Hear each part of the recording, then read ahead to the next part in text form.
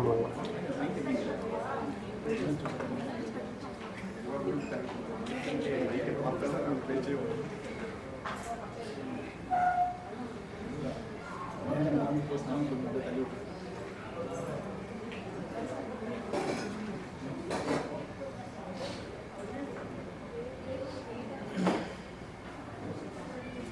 இனிமையான இலையுதிர் கால மாலை வேளை கூடியிருக்கின்ற அல்கோபர் தமிழ் சொல்வேந்தர்கள் மன்றத்தின் உறுப்பினர்களே, விருந்தினர்களே, குழந்தைகளே, உங்கள் அத்தனை பேரையும் இந்த பட்டிமன்ற நிகழ்விற்கு வருக வருக என இரு கரம் கூப்பி வரவேற்பதில் மகிழ்ச்சி அடைகிறேன்.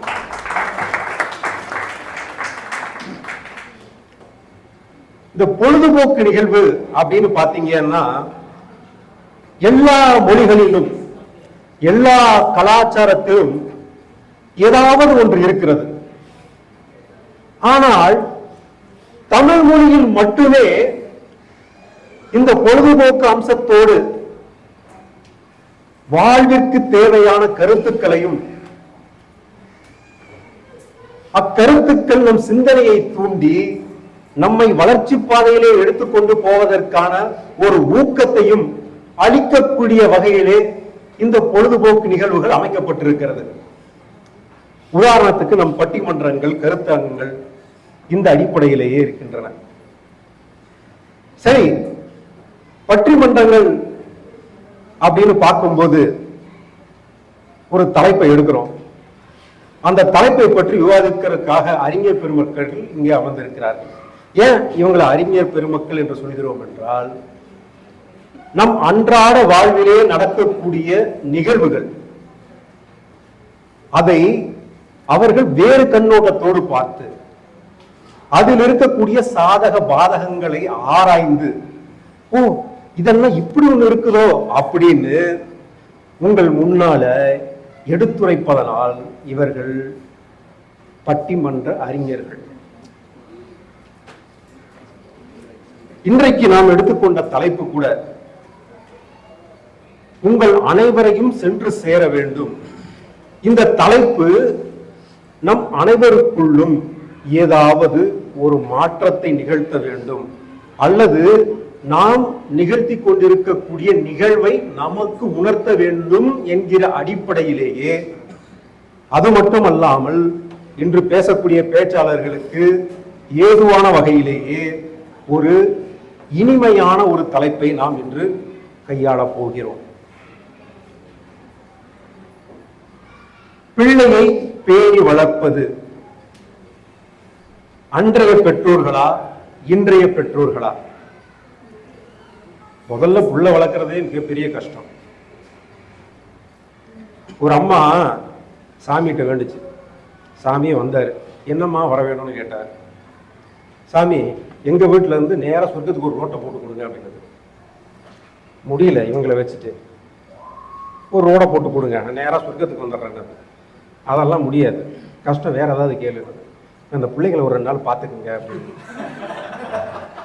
கடவுள் நேரா, ஏமா தார் ரோடு வேணுமா கான்கிரீட் ரோடு வேணுமா? ஏன்னா பிள்ளைகளை பார்த்துக்கிறது, அவர்களை வளர்ப்பதுங்கிறது அவ்வளவு மெத்தனமான செயல். என்ன நேரத்துல என்ன பண்ணுவானே தெரியாது. ஒரு வீட்டுல கார்த்திகை தீபம் கொண்டாடிட்டு இருந்தாங்க. பையன் அப்படியே வெளியில பார்த்தான், எல்லா பக்கமும் விளக்கெரியுது. நேரா வீட்டுக்கு போனான், தெரசையிலேயே பத்த வச்சிட்டான். பத்த வச்சா நேரா வந்தான், அம்மா நம்ம வீட்டுல வந்து பாருமா எவ்வளவு பெரிய விளக்கு எரியுதுன்னா. இவங்க எந்த நேரத்துல என்ன பண்ணுவாங்கன்னே தெரியாது. பிள்ளைகள் அவர்களுடைய ஒவ்வொரு நிலையிலையும் அந்த வயதுக்கு தகுந்த சேட்டைகள் செஞ்சுக்கிட்டு தான் இருக்கிறாங்க. இதுல எல்லாம் இருந்து அவர்களை பாதுகாத்து நெறிப்படுத்தி அவர்களை ஒரு ஆளாக்குவது என்பது பெற்றோர்களுக்கு ஒரு மிகவும் சவாலுக்குரிய விஷயம்னு சொல்லலாம். இன்னும் சொல்ல போனால், இந்திய பெற்றோர்களின் வாழ்வின் வெற்றியினுடைய சாரம் எதுல அமைஞ்சிருக்கு தெரியுங்களா? அவங்க பிள்ளைகளை நல்லபடியா வளர்த்து ஆளாக்கி சமூகத்தின் முன்னே அவர்களையும் ஒரு ஆளாக நிறுத்துவதில் தான் அவர்களுடைய வெற்றி இருக்குது. இவர் எவ்வளவு சொத்து சேர்த்திருக்கார் அப்படின்னு ஊர் பார்ப்பது கிடையாது. 2 பிள்ளைப்பா கஷ்டப்பட்டு வேலை செஞ்சாரியா, 2 பேர்த்தையும் நீங்க ஆளாக்கி நிறுத்திருக்கிறாரியா. அப்படிங்கும் போது அந்த பெற்றோருக்கு ஒரு பெருமை, என் பையன் வந்து நின்றாயா, என் பொண்ணு இப்படி நிற்கிறாயா. அப்படிங்கும் போது அந்த பெற்றோர்களுக்கு ஒரு பெருமை இருக்கிறது. அதுதான் அவர்களுடைய வாழ்வின் வெற்றியின் சாரம். அப்படி இருக்கும் பொழுது யார் குழந்தைகளை நன்றாக வளர்க்கிறார்கள்? இன்றைய பெற்றோரா அல்லது அன்றைய பெற்றோரா? இப்ப உங்க மனசுல ஒரு கேள்வி வரும், இன்றைய பெற்றோர்கள் அப்படிங்கிறவங்க யார், அன்றைய பெற்றோர்கள் அப்படிங்கிறவங்க யார்? நாம கல் தோன்றி முன் தோன்றா காலத்தே ஆதி மனிதனுக்கு போயிடலாமா? ஒரு ஒப்புமை வேணும் இல்லைங்களா? ஒரு ஒப்புமை வேணும் இல்லைங்களா? அதாவது ஒரு கம்பாரிசன், ஒரு ஒப்புமை அப்படிங்கும் போது ஒரு நியாயமான ஒப்புமை வேண்டும். அப்படி அந்த வகையில நம்ம பார்க்கும் பொழுது இன்றைய பெற்றோர்கள் அப்படிங்கும் போது நாம் இன்றைய பெற்றோர்கள், நம்மை பெற்றவர்கள் அன்றைய பெற்றோர்கள் அப்படின்னு வச்சுக்கோங்களா. பிள்ளையை பேணி வளர்ப்பதில் சிறந்தவர்கள் இன்றைய பெற்றோர்களே அப்படின்னு பேசுறதுக்காக ஒரு 3 பேரும் நீங்க எல்லாம் கை தட்டுவீங்கன்னு நம்பி உட்கார்ந்து இருக்கிறாங்க. அன்றைய பெற்றோர்களே என்று பேசுவதற்காக ஒரு 3 பேரும், அன்றைய பெற்றோர்களே என்று பேசுவதற்காக ஒரு 3 பேரும் உட்கார்ந்து இருக்கிறாங்க. இவர்கள் சாதாரண பேச்சாளர்கள் கிடையாது. நமது சொல்வேந்தர்கள் மன்றத்தால் பயிற்றுவிக்கப்பட்ட பேச்சாளர்கள், பட்டையை கிளப்புவாங்க. இன்றைய பெற்றோர்களே என்ற அணியை பேசுவதில் தொடக்க பேச்சாளராக இருக்கக்கூடியவர் சொல்வேந்தர் சத்தியகீர்த்தி அவர்கள். சத்தியகீர்த்தி ஒரு சிறந்த நகைச்சுவை பேச்சாளர். எங்கேயோ புத்தகத்துல படிச்சுட்டு வந்து பேச மாட்டார். அவருடைய வாழ்வில் நடந்த நகைச்சுவை சம்பவங்களை நமக்கு அழகா எடுத்துக் கூறுவதில் தம்பி வல்லவர். வளர்ந்து வரக்கூடிய பேச்சாளர் தம்பி சத்தியகீர்த்தி அவர்கள். அவரை தொடர்ந்து அவங்களுடைய அணியில பேசக்கூடியது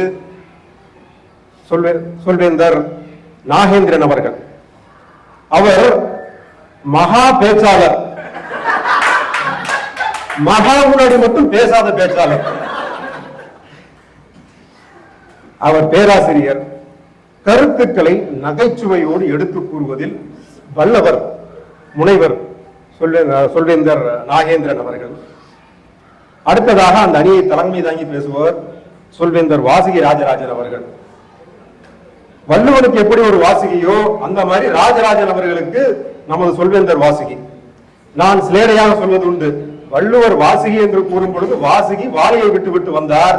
அண்ணன் ராஜராஜன் வாசுகி என்று கூப்பிட்டால் வாசிக்கு வர மாட்டார்கள், வாதி மட்டுமே வரும். அது சிலேடைக்காக மட்டும். ஆனால் குடும்பத்தை தாங்கி வழி நடத்துவதில் சொல்வேந்தர் வாசுகி ராஜராஜனுக்கு இணை அவரே. அடுத்ததாக இந்த பக்கம் பார்த்தீங்க அப்படின்னா அன்றைய பெற்றோர்களே என்று கூறுவதற்காக 3 பேர். அதில் தொடக்க பேச்சாளராக சொல்வேந்தர் அருள் சக்தி. அவருடைய முதல் பேச்சிலேயே முத்தாய்ப்பாக நம்மளுடைய அனைவரின் மனதையும் கவர்ந்தவர். நகைச்சுவைகளை எளிமையாக அள்ளி தெளிப்பவர் சொல்வேந்தர் அருள் சக்தி. அவர் ஒரு நீச்சல் வீரர். இந்த சொல்வேந்தர்கள் மன்றத்தில் ஒரு முக்கிய அங்கம் அவர். அடுத்ததாக அவரை தொடர்ந்து பேச இருப்பவர் கரப்பாம்பூச்சியின் காதலர் என்று சட்டமுன் பட்டம் வாங்கியவர்.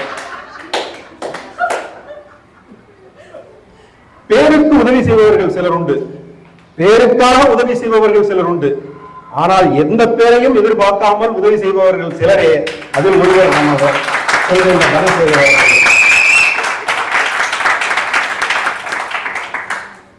அதைத் தொடர்ந்து இறுதியாக அந்த அணியை தலைமை தாங்கி பேச இருப்பவர் சிலர் படித்து பேராசிரியர் என்று பட்டம் வாங்கி இருக்கலாம்.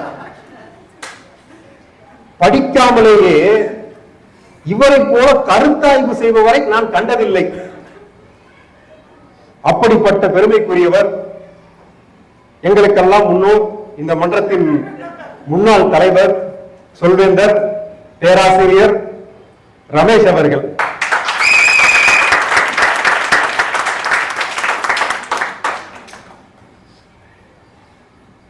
இவர்களை உங்களுடைய கரகோஷத்தை தொடர்ந்து இந்த பட்டிமன்றத்தை முதல் பேச்சாளராக தம்பி சக்திய கீர்த்தி அவர்களை இன்றைய பெற்றோர்களே என்று தன் வாதத்தை துவங்குமாறு அன்போடு அழைக்கிறேன்.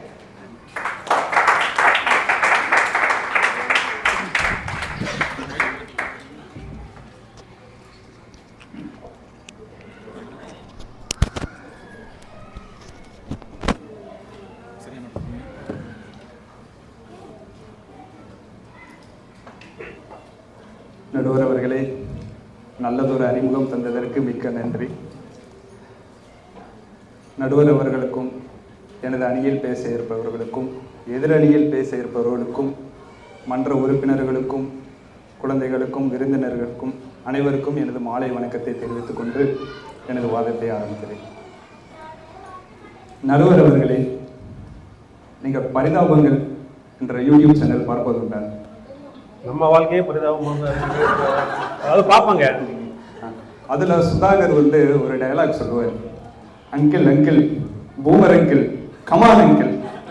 நீங்க எங்களை திட்டலையே. அதாவது எதிரணியில் பேச இருப்பவர்கள் எனது கண்ணுக்கு பூமர் அங்கிளாக தான் தெரிகிறார்கள். அதுபோக நடுவர் அவர்களே, பூமர் என்பதற்கு அர்த்தம் உங்களுக்கு தெரியுமா? என்ன ₹1 கொடுத்ததுமே பூமர் உங்களுக்கு வாங்கி சாப்பிட்றவங்களாம் பூமருங்களா அப்படிதான் நினைக்கிறேன் நான். அது இல்லை நடுவர் அவர்களே. அதாவது 2ஆம் உலகப் போருக்கு பிந்தைய காலகட்டத்தில் இனப்பெருக்கம் அதிகமாக, அதாவது மக்கள் தொகை, அந்த காரணமாக மக்கள் தொகை பூம் ஆகின்ற சமயத்தில் பிறந்தவர்களை பூமர்கள் என்று அழைப்போம். இதை நீங்க சொல்ற விளக்கமா இல்ல உண்மையான விளக்கம் தானா? உண்மையான விளக்கம் தான் நடுவர். அதாவது அந்த 50, 60 அந்த காலகட்டத்தில் பிறந்தவர்கள் அந்த பூமர்கள் என்று பொதுவாக சொல்வதுண்டு. இப்பொழுதும் ஏன் நாங்கள் இவர்கள் பூமர் அங்கிள் என்று ஏன் அழைக்கிறோம் என்றால், இன்னும் இவர்கள் 60 காலகட்டத்திலேயே இருக்கிறார்கள். அதிலிருந்து மீண்டு வரவில்லை. முன்னுக்கு வாங்கய்யா, பின்னாடியே இருக்கிறீங்க.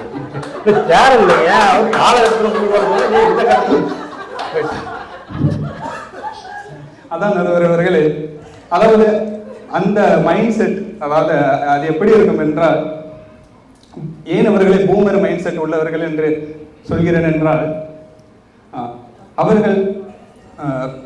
அவர்களது அதாவது எந்த ஒரு விடயத்திலும் நிறைய நன்மைகள் இருந்தாலும் அவர்கள் கண்களுக்கு அதில் உள்ள தீமைகளை மட்டும்தான் தெரியும்.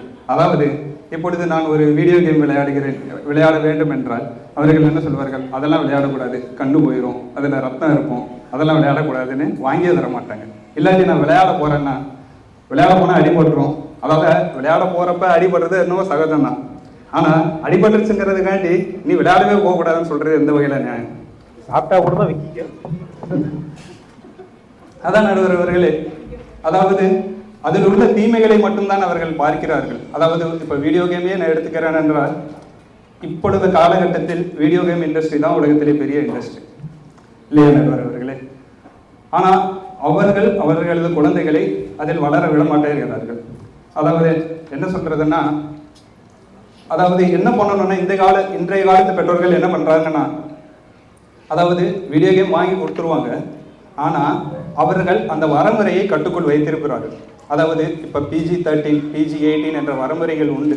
அதாவது 13 வயதிற்கு உட்பட்டவர்கள் விளையாட வேண்டிய விளையாட்டு, 18 வயதிற்கு உட்பட்டவர்கள் அதற்கு மேல், அதை கரெக்டாக இன்றைய காலத்து பெற்றோர்கள் அவர்களுக்கு குழந்தைகளுக்கு சொல்லிக் கொடுக்கிறார்கள். ஆனா அன்றைய காலத்துல அதெல்லாம் பண்ணாங்களா? அதாவது எனக்கெல்லாம் எப்படி தெரியுமா நடுவர்களே, பிளே ஸ்டேஷன் வாங்கி கொடுத்தாங்க. அதாவது உங்களுக்கு தெரிஞ்சிருக்கும், நீங்க PhD படிக்கிறப்ப உங்களுக்கு அவிலா கான்வென்ட் ஸ்கூல் தெரியுமா நடுவர்களே? இதையெல்லாம் நீங்க பொது மேடையில கேட்பது நடுவருக்கு அபாயகரமான விஷயங்கள். தனியார் கேளுங்க சொல்றேன். ஏன்னா நீங்க படிச்ச காலகட்டத்துல தான் அந்த ஸ்கூல்ல சாய் பல்லவி படிச்சாங்க, அதான் கேட்டேன். இந்த விஷயம் தெரியாம போயிருச்சு. ஏன்னா எங்க பசங்க அங்க போய் சைட் அடிக்கிறதுக்கு போவாங்க காலேஜ் படிக்கிறப்ப. நீங்களும் அதே கல்லூரியில தான் படிச்சீங்க, அதனாலதான் நான் கேட்டேன். இல்லப்பா, நான் ரொம்ப நல்ல பையன். அதான் நடுவர் அவர்களே, அதாவது இப்பொழுது நான் ஒரு உறவு முறைக்குள் செல்கிறேன் என்றால், அதாவது அதில் எனக்கு ஒரு தயக்கம் இருப்பதுண்டு.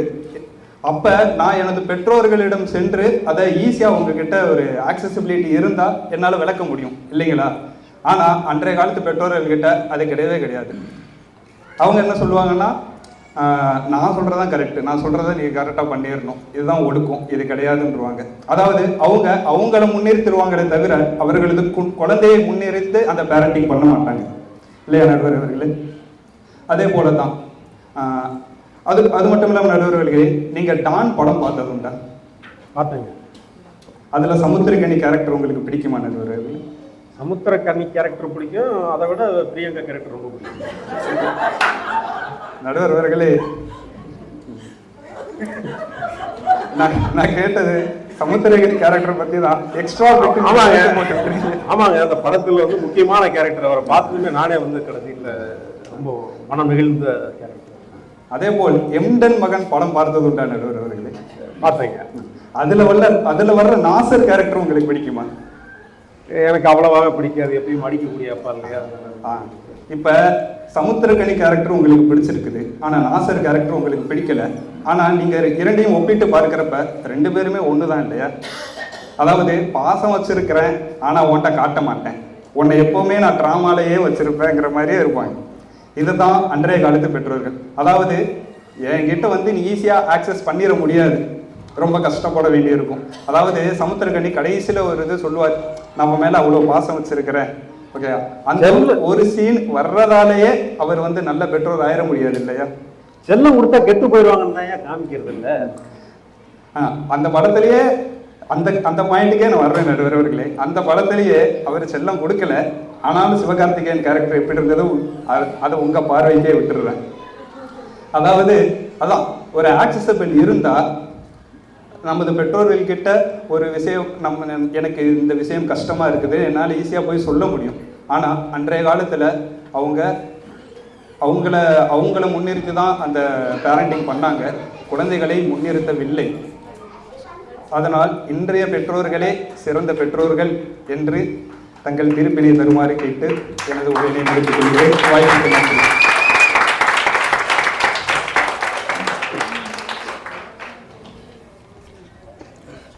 அதாவது நாம் அன்றைய பெற்றோர்கள் இன்றைய பெற்றோர்கள்னு பேசிட்டு இருக்கோம். தம்பி எதிர்கால பெற்றோர் அருமையான கருத்துக்களை முன் வச்சாரு. வாய்ப்புகள் இருக்கிறது, அதை இன்றைய கால பெற்றோர்கள் அதை வாய்ப்புகளாக பார்க்கிறோம். ஆனால் அன்றைய கால பெற்றோர்கள் அதை அபாயங்களாக பார்த்திருக்கிறார்கள். அந்த வாய்ப்புகள் அதனால் குழந்தைகளுக்கு பறிபோய் விட்டது என்கிற ஒரு அருமையான வாதத்தை வைத்திருக்கிறார். அது மட்டும் இல்லாமல் நீங்க பாசம் குழந்தைகளிடத்தில் உங்களுடைய பாசத்தை எடுத்துரைக்கலைன்னா அவங்களுக்கு எப்படி தெரியும் அப்படின்னு ஒரு வேலிடான பாயிண்டை முன் வச்சிருக்கிறார். இவருடைய கருத்துக்களை மறுத்து பேச எதிரணியில் இருந்து சொல்லுகின்ற அருள் சக்தி அவர்களை பேச அழைக்கிறேன்.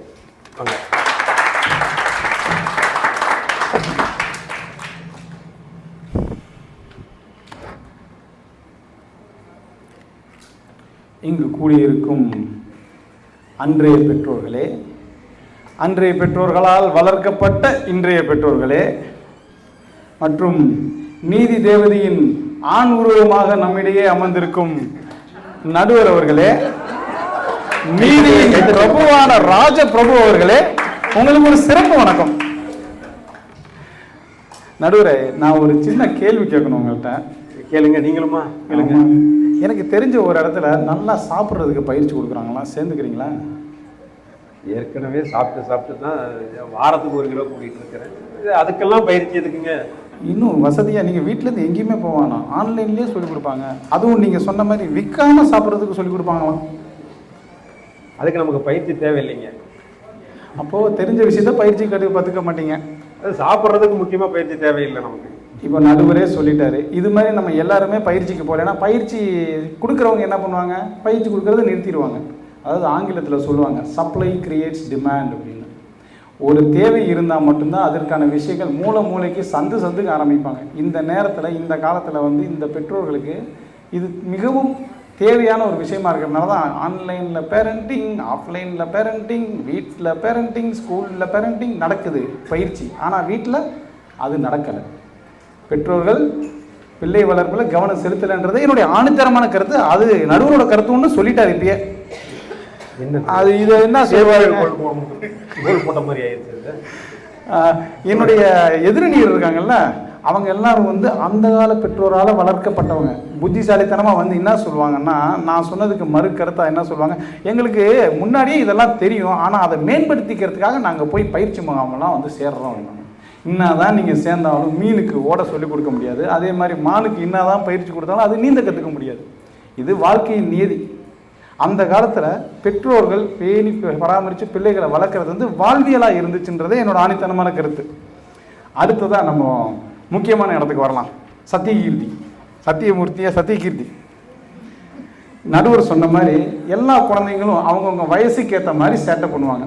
சத்தியகீர்த்தி அவர் இருக்கார் இல்லையா, அவர் இன்னும் குழந்தைய இன்னும் சேட்டை பண்ணிக்கிட்டே இருக்கிறாருன்றதான் என்னுடைய கருத்து. என்ன தைரியம் இருந்தால் அவர் 6 நிமிஷத்தை எங்களுக்காக பேசியிருப்பார். அவங்க தனித்தலைவர் அங்கே உட்கார்ந்துருக்கும் போதே எங்களுக்கு சார்பாக அவங்க 6 நிமிஷத்தை பேசியிருக்கிறாரு. நன்றி சத்தியகீர்த்தி.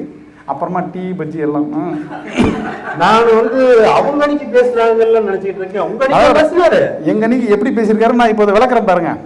வீடியோலையும் நல்லதான், அதுலேயும் ரொம்ப நல்ல விஷயங்கள் இருக்கா, அதை பார்த்து நம்ம சொல்லணுமா. இது எப்படி இருக்கு தெரியுமா? அதாவது நாங்கள் வந்து விஷத்தை பிளாஸ்டிக் பாட்டிலில் ஊற்றலை, கண்ணாடி பாட்டிலில் தான் ஊற்றுறோம். அதில் நல்ல விஷயம் இருக்குது, பிளாஸ்டிக் கிடையாது. அதே மாதிரி அதை டைட்டாக மூடி இருக்கிறோம். மூடி குழந்தைங்க கையில் கொடுத்தோன்னா என்னங்க ஆபத்து தலைவரை? என்ன ஆபத்து இல்லையே. ஆனால் எப்போ அவங்க என்ன பாட்டிலில் ஊற்றினாலும் எவ்வளோ டைட்டாக மூடினாலும் அதுக்கு உள்ளே இருக்கிறது விஷம்னு இருவிக்கிறாங்களோ, அப்போ எதை உணர்றாங்களோ அப்போ தான் அவங்க வந்து சிறந்த பேரண்ட் ஆக முடியும். அவங்க வந்து விஷ பாட்டில் கையில் கொடுக்குறாங்க, ஆனால் அதுக்குள்ளே இருக்கிறது விஷம்ன்றது தெரியாமையே கொடுக்குறாங்க. இதுக்கு நிறைய உதாரணம் எடுத்து வச்சுருக்கிறேன்.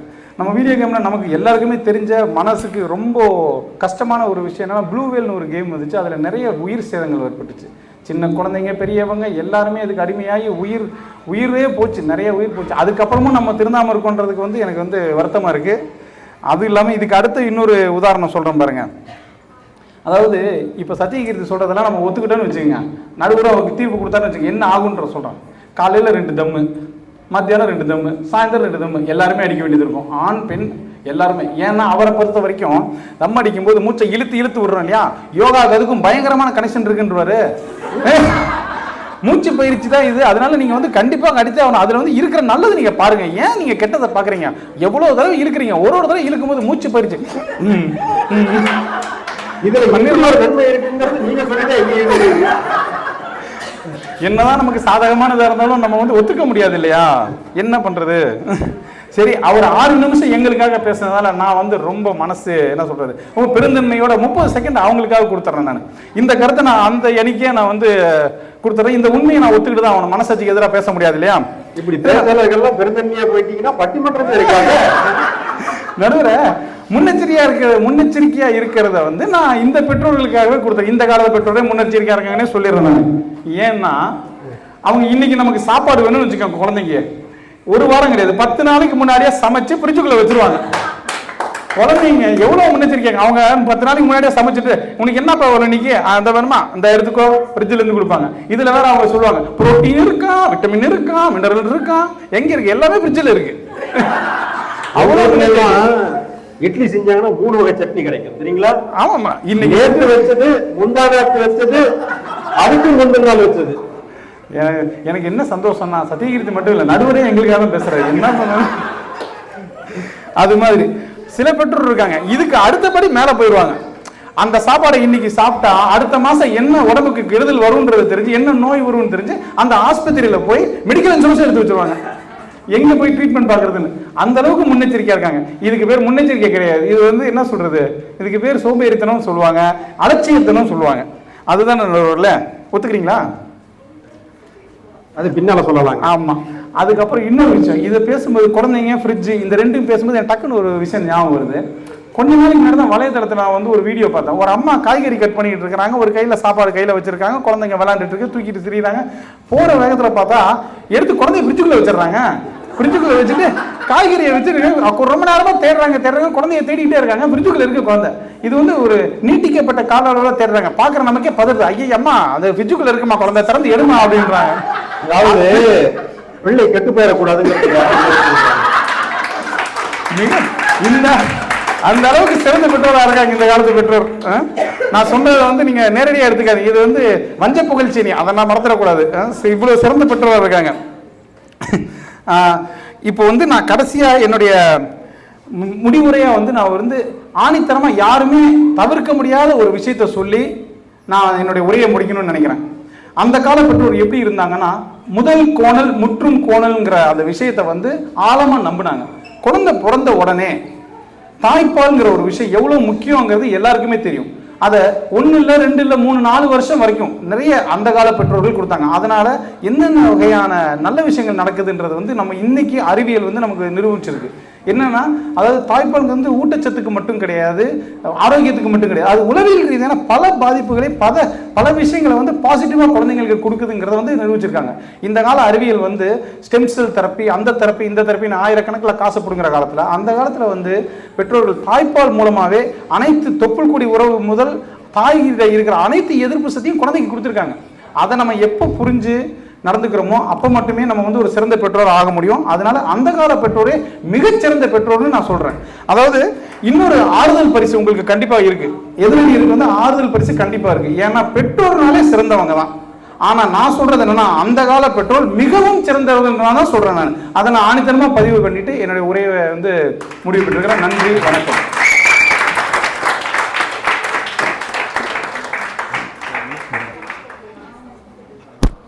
சக்தி கீர்த்தி பேசி முடிச்சதுக்கு அப்புறம் ரொம்ப நல்லா பேசியிருக்காருன்னு நினைச்சேன். ஆனா அருள் சக்தி அவருடைய வாதங்களை எல்லாம் தவிடுபடியாக்கிட்டாரு. இன்றைய பெற்றோர்கள் முன்னெச்சரிக்கைங்கிற பேர்ல முட்டாள்தனம் பண்ணிட்டு இருக்காங்க அப்படிங்கிறத வட்டவத்தனமா சொல்லிட்டு போயிருக்கிறார். அது மட்டும் அல்லாமல் பேரண்டிங் அப்படிங்கிறது அன்றைய பெற்றோர்களிடம் இயற்கையாகவே இருந்தது. இன்றைய பெற்றோர்களிடம் அந்த தன்மை குறைந்து போய்விட்ட காரணத்தினாலேதான் நீங்கள் அதற்காக தனி பயிற்சி வகுப்புகள் எல்லாம் செல்ல வேண்டிய கட்டாயம் இருக்கிறது என்று சொல்லியிருக்கிறார். அவருடைய வாதத்தை தொடர்ந்து அடுத்ததாக நம் முன்னே பேச இருப்பவர் சொல்வேந்தர் முனைவர் நாகேந்திரன் அவர்கள். வாங்கய்யா.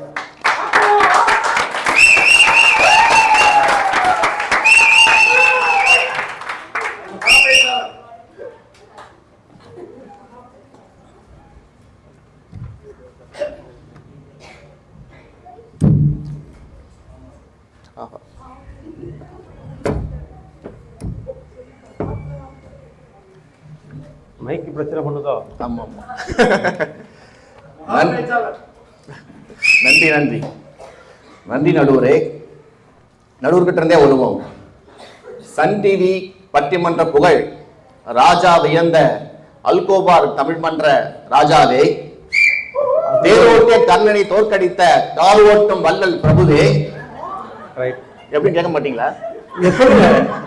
இல்ல, நீங்க முதல்ல சொன்னதே யாரும் சொல்லலையே, எப்படியா சொல்லுவீங்க. நன்றி. ஒண்ணு என்ன நம்ப வேணாங்க. நீங்க வந்து தமிழ்நாட்டுல எந்த மூலையில வேணாலும் போங்க, அங்க இருக்கிற பிச்சைக்காரங்கிட்ட கேளுங்க. நீங்க பிச்சைக்காரங்கிட்ட கேட்க கூட வேணாங்க, பக்கத்துல போய் நில்லுங்க. ராஜா பிரபு தர்மம் பண்ணுங்க சாமி, தர்மம் பண்ற சாமியே ராஜ பிரபு தான். கர்ணனை யாரும் சொல்ல மாட்டேங்கிறாங்க.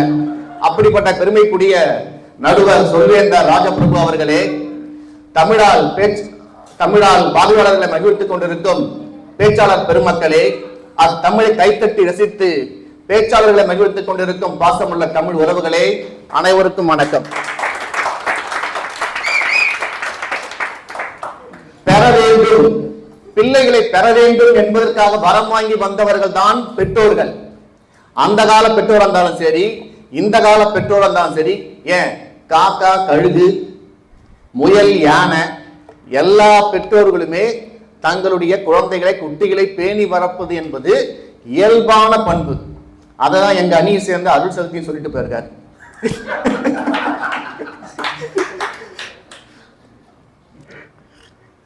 அந்த காலத்துல வந்து சில பிரம்மச்சாரிகளும் இருந்திருக்காங்க. இந்த காலத்துல நாம் இருவர் நமக்கே ஒருவர் அந்த மாதிரி கோஷ்டி இருக்கிறாங்க. அதை பத்தி நம்ம பேசல. நம்ம விவாதம் வந்து ரொம்ப சிம்பிளுங்க.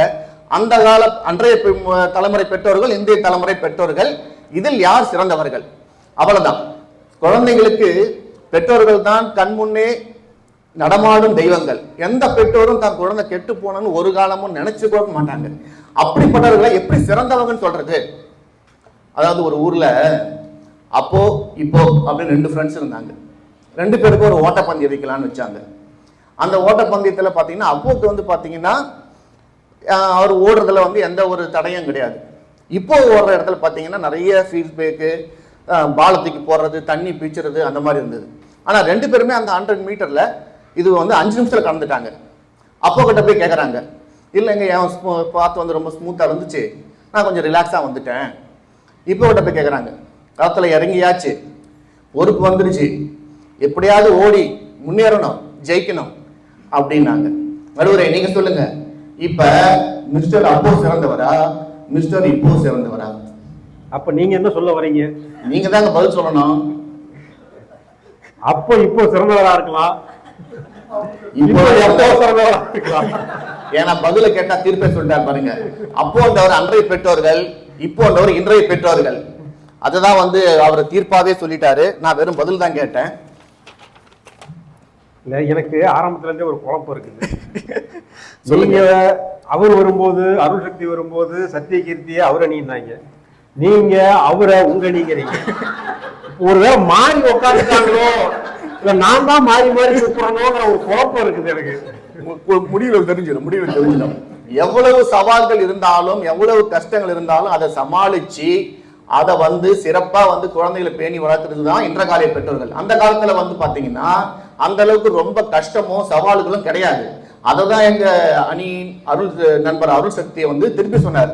ஆக்சுவலா பாத்தீங்கன்னா அவர் ஆரம்பத்துல வந்து நடுவர்கிட்ட போய் கேட்டார், நாங்க அந்த அணிக்கு தான் பேசுறோம் அப்படின்னாரு. அவர் நடுவர் என்ன சொன்னாரு, அந்த அணியில மொத்தம் 3 பேர் தாங்க, நீங்க அந்த அணியில போய் எதிர் அணியில போய் பேசுங்கன்னாரு. அணி மாத்தின மனுஷன் ப்ரிப்பேர் பண்ண ஸ்பீச்சை மாத்தல. அதனாலதான் வந்து அதே வச்சு பேசிட்டு இருக்காரு.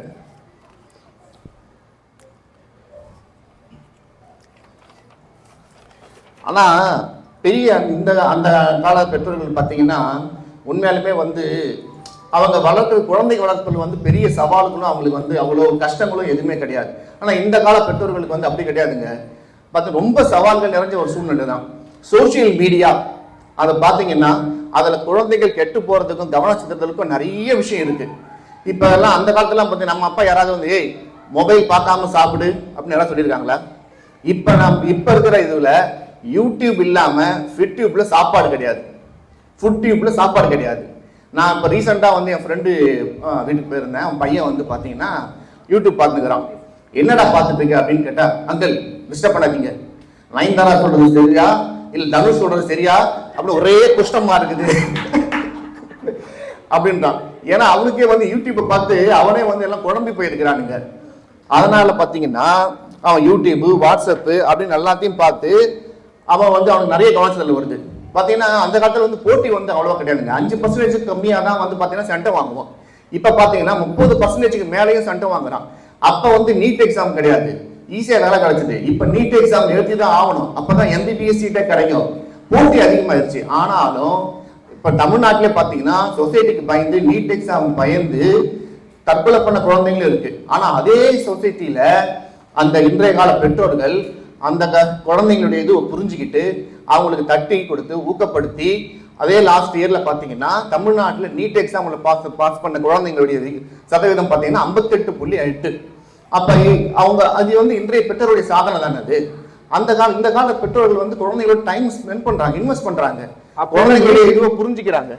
ஸோ குழந்தைகளுக்காக அவங்க வந்து புரிஞ்சுட்டு அவங்களுடைய இதுவிலே போயிட்டு அவங்கள வந்து ஊக்கப்படுத்தி இது பண்றதுனால இந்த கால பெற்றோர்கள் அந்த கால பெற்றோர்கள் சிறந்தவர்களா இருக்காங்க. ஆனா அந்த காலத்துல எத்தனை பேர் வந்து பெற்றோர்கள் வந்து இந்த கால குழந்தைகளுக்காக அந்த நமக்காக வந்து டைம் ஸ்பெண்ட் பண்ணி இருப்பாங்க பாருங்க. மொத்தமே பாத்தீங்கன்னா குடும்பத்தில் 12 குழந்தை இருக்கும். அது ஒவ்வொருத்தையும் எப்படி டைம் ஸ்பெண்ட் பண்ண முடியும்? ஆனா அந்த 12 குழந்தை பத்ததுக்கு அப்புறம் அப்பா என் சொல்றாரு, நான் வந்து குழந்தைகளுக்காக டைம் ஸ்பெண்ட் பண்ணணும், குறைஞ்சது ஒரு குழந்தைக்கு அரை மணி நேரமாவது டைம் ஸ்பெண்ட் பண்றேன் அப்படின்றாரு. ஆனா அம்மா சொல்றாங்க, அரை மணி நேரம் வேணாம், 1 மணி நேரம் டைம் ஸ்பெண்ட் பண்ணுங்க ஒவ்வொரு குழந்தைக்கும், அப்பதான் நீங்க டயர்ட் ஆவீங்க, இல்லைன்னா திருப்பி 13வது குழந்தைக்கு டைம் ஸ்பெண்ட் பண்ற மாதிரி ஆயிடும் அப்படின்றாங்க. நம்ம நண்பர் தனசேகர் பாத்தீங்கன்னா 9வது குழந்தை, ரொம்ப நாசியான நண்பர். அவரு வந்து பாத்தீங்கன்னா அவங்க அப்பா சொன்னாருன்ற காரணத்தினாலேயே அவர் என்கிட்ட சொல்லியிருக்காரு, பேட்டையில நிறைய கௌதமி இருந்துச்சுங்க, எங்க அப்பா வந்து ரேவதி கல்யாணம் பண்ணி குடிச்சிட்டாரு அப்படின்னாரு. என்னங்க சொல்றீங்க அம்மா? அப்ப எங்க அப்பா சொன்ன உடனே நான் எதுவுமே சொல்லலைங்க, ஓகே அப்படின்னு சொல்லிட்டு நான் இளையாதேவி கல்யாணம் பண்ணிக்கிட்டேங்க அப்படின்றார். ஆனா இப்ப வந்து என் பொண்ணுகிட்ட பேச முடியலைங்க, என் பொண்ணு. ஆனா அந்த மாதிரி கல்யாணம் பண்ணதுக்கு அப்புறமும் அவர் வந்து இஞ்சி ஈடுபட அப்பா டெய்லி பாடிட்டு தான் இருக்காரு, அது வேற விஷயம். ஆனா இப்ப அவர் பொண்ணுகிட்ட போய் பாப்பா அம்மு மொபைல் பார்க்காத அப்படின்னா அது என்ன சொல்லுது? என்ன மட்டும் மொபைல் பார்க்கணும்னு சொல்ற, அம்மா மொபைல் பார்க்கறாங்க கேட்க மாட்டேங்கிற, அவர் எப்படி கேட்பாரு? அப்புறம் இஞ்சி ஈடுபட பாட்டு பாட முடியுமா? இந்த மாதிரி இன்றைய கால பெற்றோர்களுக்கு நிறைய சவால்கள் இருந்தாலும் தன்னை விட்டு கொடுத்து தன் குழந்தைகளுக்காக டைமை இன்வெஸ்ட் பண்ணி குழந்தைகளுடைய புரிஞ்சுக்கிட்டு தன்னுடைய நேரத்தை செலவு பண்ணி அவங்களை புரிஞ்சுட்டு அவங்களுக்காகவே வாழ்ந்து எவ்வளவோ சவால்கள் இருந்தாலும் அதை சமாளிச்சு அந்த குழந்தைகளை அது அன்றைய கால பெற்றோர்கள் எப்படி வளர்த்தாங்களோ அதை விட இன்னும் அதிகமா நல்லபடியா வளர்க்குறாங்க அப்படின்னா இன்றைய கால பெற்றோர்கள் சிறந்தவர்கள் என கூறி இந்த அணியில் இருப்பவர்கள் தாங்கள் செய்யும் தவறுகளை பட்டிமன்றத்தை நீதிமன்றமாக மாற்றி இங்கே வந்து தாங்கள் செய்யும் தவறுகளை ஒவ்வொரு வரிசையாக வந்து உங்கள் முன்னாடி பகிரங்கமாக ஒப்புக்கொண்டிருக்கிறார்கள். ஸோ நடுவர் அவர்களே உங்களுக்கு ஒரு வேண்டுகோள், அவர்களது பேச்சை கேட்காமல் சொன்ன தீர்ப்பை திருப்பி வாங்காமல் நீங்கள் உண்மையான ராஜாக்களாக இருக்க வேண்டும் என கேட்டுக்கொண்டு வாய்ப்புக்கு நன்றி கூறி விடைபெறுகிறேன். நன்றி, வணக்கம். இது என்னமோ நடுவருக்கு வந்து மிரட்டல் விட்டுட்டு போற மாதிரி இல்ல இருக்குது. இன்னுமா இஞ்சி எடுப்புல காப்பாட்டு பாடிட்டு இருக்கீங்க? வாழ்க்கையில சந்தோஷம் தலைவர், சந்தோஷம்.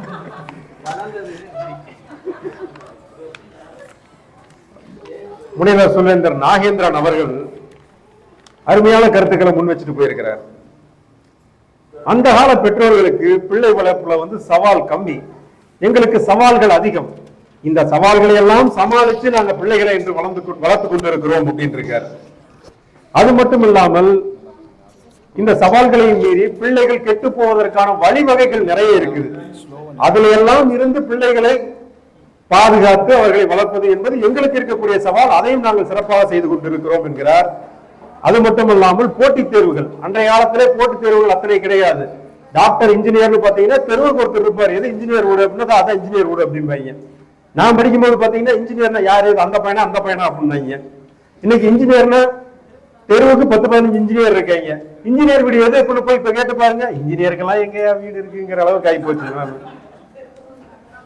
ஆக போட்டித் தேர்வுகள் இன்னைக்கு வந்து அதிகமாயிருச்சு. அந்த போட்டித் தேர்வுகளுக்கு உங்களுக்கு குழந்தைகளை நீங்கள் வந்து தயாரிப்பது என்பது ஒரு பெற்றோர்களுக்கு சவாலான காரியம் வச்சுட்டு போயிருக்கிறார். அது மட்டுமல்லாமல் குழந்தைகளோடு அந்த காலத்து பெற்றோர்கள் நேரம் செலவு செய்வதென்றால் குழந்தைகளின் எண்ணிக்கை அதிகம், அவர்களால் நேரம் செலவு செய்ய முடியாது. ஆனால் இன்றைய காலத்தில் இதையெல்லாம் நாங்கள் கருத்தில் கொண்டுதான் 1-2 நிறுத்திக்கிறோம், அந்த பிள்ளைகளையும் நாங்கள் சிறப்பாக வளர்க்கிறோம் என்று அருமையான வாதங்களை முன்வைத்து சென்றிருக்கிறார்.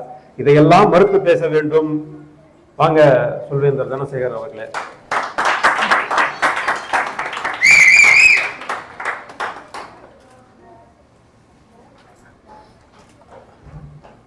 கண்களில் களிப்போடும் விழிப்போடும் வீற்றிருக்கும் விருந்தினர்கள் அனைவருக்கும், சொல்வேந்தர் மன்றத்தினருக்கும், பாச குழந்தைகளுக்கும், வார்த்தைகளை வில்லாக வளைத்து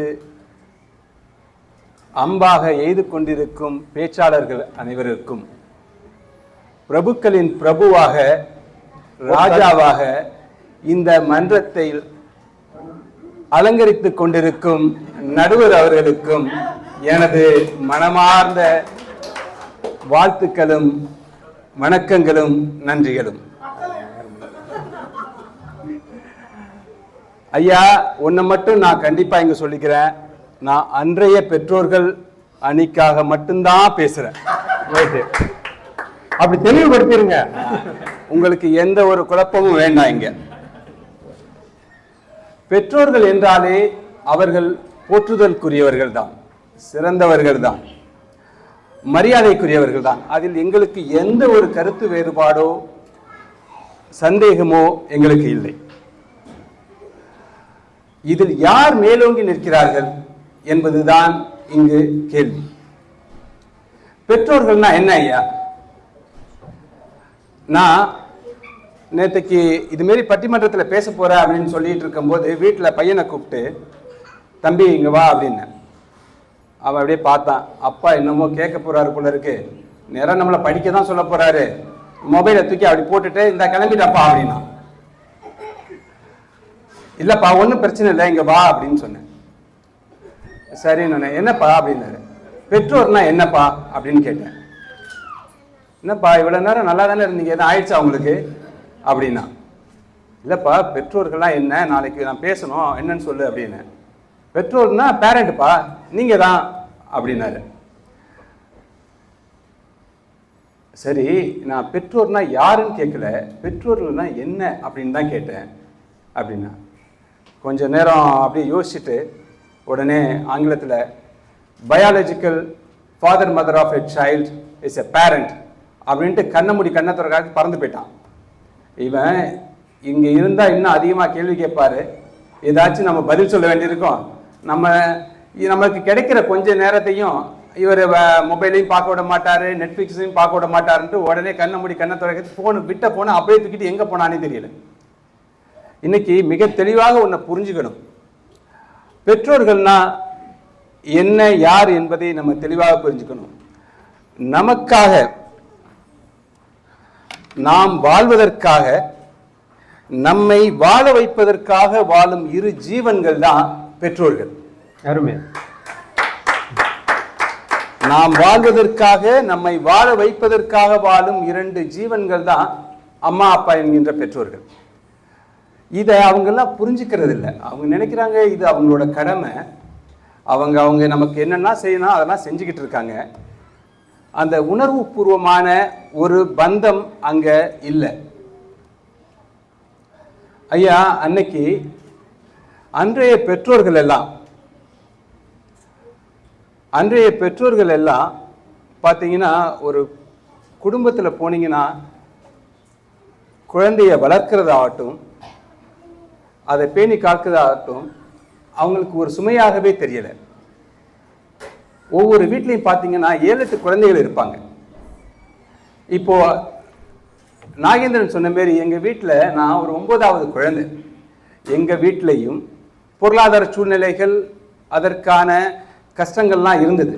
ஆனால் அந்த 9 பேரையுமே பட்டதாரியாக்கி அன்னைக்கு அழகாக படிக்க வச்சாரு எங்கள் அப்பா அம்மா. அதற்கு காரணம் என்னன்னா அவங்க பிள்ளைகளோட செலவழித்த நேரமும் அவர்களுக்காக என்னென்ன தேவை என்பதை மிக அழகாக திட்டமிட்டு அதை அவங்களுக்கு செய்து கொடுத்தாங்க. அதனால தான் நாங்கள் எல்லாம் இன்னைக்கு ஒரு நல்ல நிலைமையில் இருக்கிறோம். இவர்கள்லாம் என்ன பண்ணுறாங்க இன்னைக்குன்னா, இன்னைக்கு உள்ள பெற்றோர்கள் என்ன பண்ணுறாங்க, ஒரு 20 ஆண்டுகளுக்கு பின்னால் போய் பார்த்தீங்கன்னு வைங்களேன், நாம் இருவர் நமக்கிருவருங்கிற ஒரு தத்துவம் இருந்தது, ஒரு காலகட்டம் இருந்தது. பின் அது கொஞ்சம் கொஞ்சமாக மாறி நாம் இருவர் நமக்கு ஒருவர் என்கிற காலகட்டம் இருந்தது. அது இப்போ ஒரு 5-6 வருஷமா, 5-6 வருஷம் இல்லை, ஒரு 10 வருடமாகவே நாம் இருவர் நமக்கேன் மற்றொருவருங்கிற ஒரு காலகட்டத்தை நோக்கி போயிடுச்சு. இதற்கான முக்கிய காரணம் என்ன நினைக்கிறீங்க? குழந்தைகள் பெறுவதையும் வளர்ப்பதையும் அவர்கள் ஒரு வேலையாக எண்ணுகிறார்கள், அதை அவர்கள் ஒரு சுமையாகவே கருதுகிறார்கள்.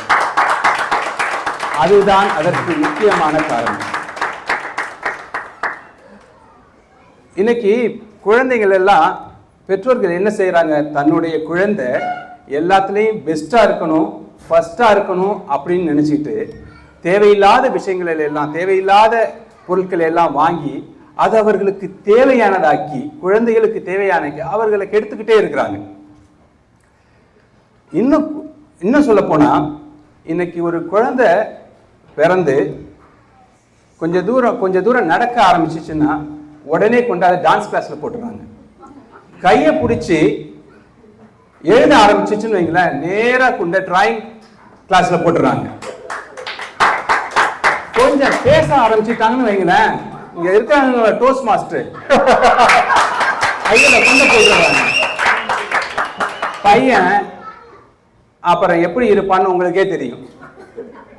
சரி, அதுதான் இருக்குது. ஓகே, ஒரு 5வது 6வது படிக்கட்டும், ஸ்கூல்ல போனீங்கன்னா உடனே special coaching for JEE, NEET, TOEFL, TET அப்படின்னு போட்டு எல்லாத்தையும் போட்டு குழந்தைகளுக்கு 6வது படிக்கும் போதே அவனுக்கு ஒரு காம்படிட்டிவ் எக்ஸாமுக்கு படிக்கிற எல்லாத்தையும் தூக்கி அவன் தலையில வச்சு அவனை அவ்வளோ மன அழுத்தத்துக்கு உள்ளாக்கி பெற்றோர்கள் பள்ளிக்கு போறான், பள்ளியிலேருந்து வீட்டுக்கு வர்றான், அவன் என்ன நடக்குது என்பது அவருக்கு தெரியவே இல்லை. குழந்தைகளுக்கு என்ன நடந்துகிட்டு இருக்குங்கிறது அவங்களுக்கு தெரியல.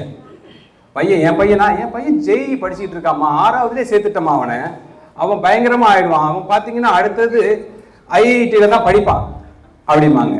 சரி, இது முடிஞ்சது, பள்ளி படிப்பு முடிஞ்சது, காலேஜுக்கு போறாங்க, மேல் படிப்புக்கு போறாங்க. மேல் படிப்பு என்ன பண்றாங்கன்னா இப்போ எல்லாருமே இங்க படிக்கிறதே கிடையாது, எல்லாரையும் வெளிநாட்டுக்கு அனுப்பிச்சிடுறாங்க.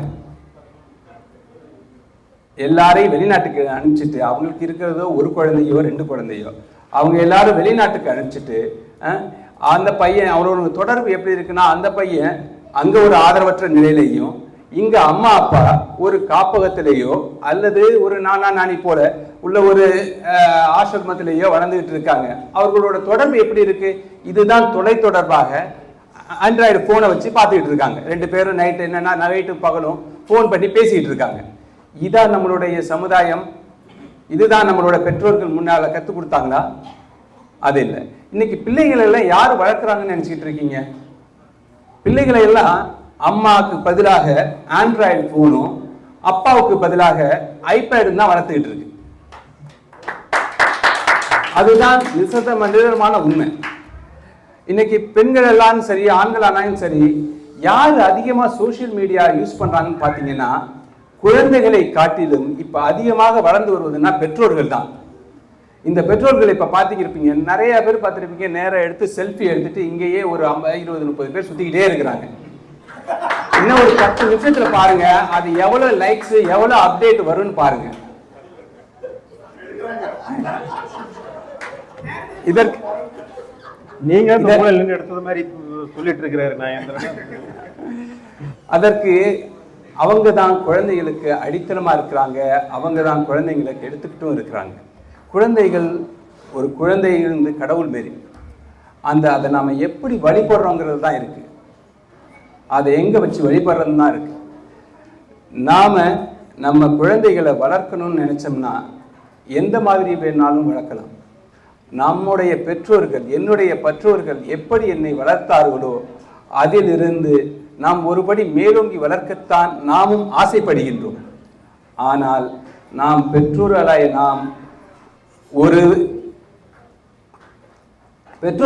நாம் அதிலிருந்து தடம் புரண்டு மாறி நாம் மட்டும் அல்லாமல் குழந்தைகளையும் வளர்ப்பதில் சிறிதளவு பின்தங்கியே இருக்கிறோம்.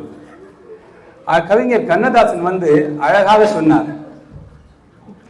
எந்த குழந்தையும் நல்ல குழந்தைதான் மண்ணில் பிறக்கையிலே, அது நல்லவராவதும் கெட்டவராவதும் அன்னையின் வளர்ப்பிலே என்று சொன்னார். அன்று எங்களை வளர்த்த தாய் தந்தையர் எங்களை அவ்வளவு அற்புதமாக வளர்த்தார். நாங்களும் எங்கள் குழந்தைகளை முயற்சி செய்து கொண்டிருக்கிறோம், அவர்களை விட மேலோங்கி வளர்க்க முயற்சி செய்து கொண்டிருக்கிறோம். ஆனால் மீண்டும் மீண்டும் தோல்வி அடைந்து கொண்டுதான் இருக்கிறோம். எங்களுக்குள்ள காலகட்டம் அதுபோல, எங்களுக்கான சிதறல்கள், கவனச்சிதறல்கள் அதுபோல என்று கூறி, எல்லாவற்றிலும் சிறந்தவர்கள் என்னையும் நம்மை போல பெற்றோர்களாகிய நம்மை வளர்த்த பெற்றோர்களே என்று கூறி வாய்ப்புக்கு நன்றி கூறி வணங்கி வருகிறேன்.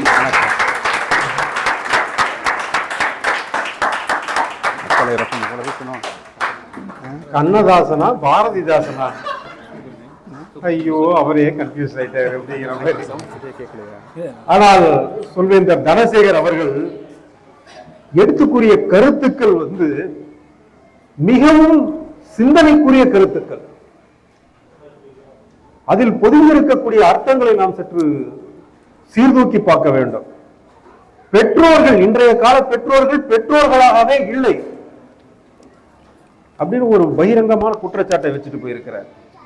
அந்த காலத்துல குழந்தைகளை பெற்றுக் கொண்டார்கள், குழந்தைகளை வளர்க்க அவர்கள் தயாராக இருந்தார்கள். இன்றைய கால பெற்றோர்கள் 1 பெத்தாவே எனக்கு ஓஞ்சி போயிருச்சு, 2 பெத்தா நாக்கு தள்ளிடுங்கிற மாதிரி உட்கார்ந்துருக்காங்க.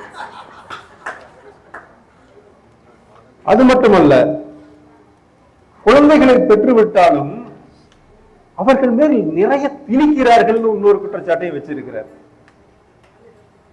இதையெல்லாம் மறுத்து பேசணும். அந்த அணியின் இறுதி பேச்சாளராக, தொகுப்பு பேச்சாளராக சொல்வேந்தர் வாசி ராஜராஜன் அவர்களை பேச அழைக்கிறேன். வாங்க.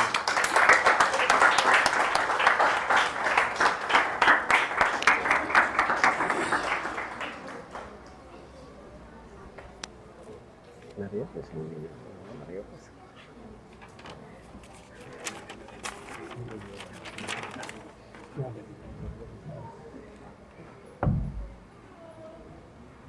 ஹலோ,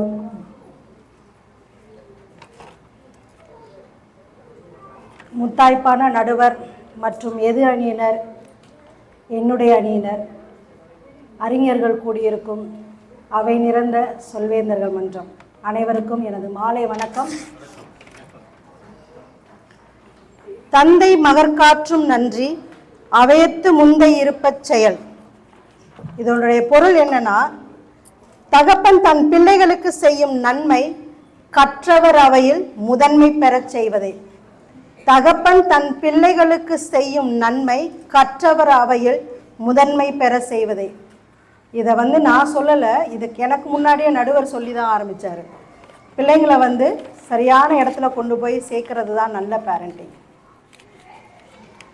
இந்த எதிரணியினர் என்னமோ தெரியல, பாவம்,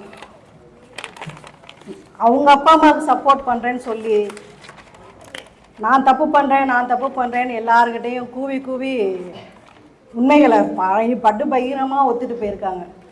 இதில் இன்னொன்று என்னென்னா, நம்ம தனசேகர் ஐயா பேரண்டிங்னா என்னன்னு போயிட்டு வைரவட்டை கேட்டாராம். அந்த பையன் தலை தெரிக்க தான் ஓடுவான். அவன்கிட்ட போய் கேட்க வேண்டிய கேள்வியா முதல்ல அது அந்த பையனுக்கு அந்த கேள்வியே புரிஞ்சிருக்காது, பாவம். ஒருவேளை அவனுடைய சிலபஸ்ல இருக்கான்னு தேடி தேடி இருந்தாலும் கிடைச்சிருக்காது. அவன் படிக்கிறது பாவம் சயின்ஸு, சோசியல் ஸ்டடீஸ். அந்த கேள்வியை முதல்ல அவரை பார்த்து கேட்டுட்டு இருந்திருக்கணும், பதில் கிடைச்சிருக்கும். கேட்காதனால தான் இங்கே எதிரணியில் நின்று பேசிட்டு இருக்கிறேன். அடுத்து வாங்க, நான் நேரடியாக விஷயத்துக்கு வந்துடுறேன். இன்னைக்கு காலகட்டத்தில் தொழில்நுட்ப வளர்ச்சி, கலாச்சாரம், வாழ்வியல் முறை, அறிவு சார்ந்த ஏகப்பட்ட தகவல்கள், வேலை செய்யும் பெண்கள், ஒரு பக்கம் குடும்பம், இன்னொரு பக்கம் வேலைக்கு போகிற பெண்கள், இது எல்லாத்தையும் பேலன்ஸ் பண்ணி தான் இன்னைக்கு இருக்கிற பேரண்டிங்.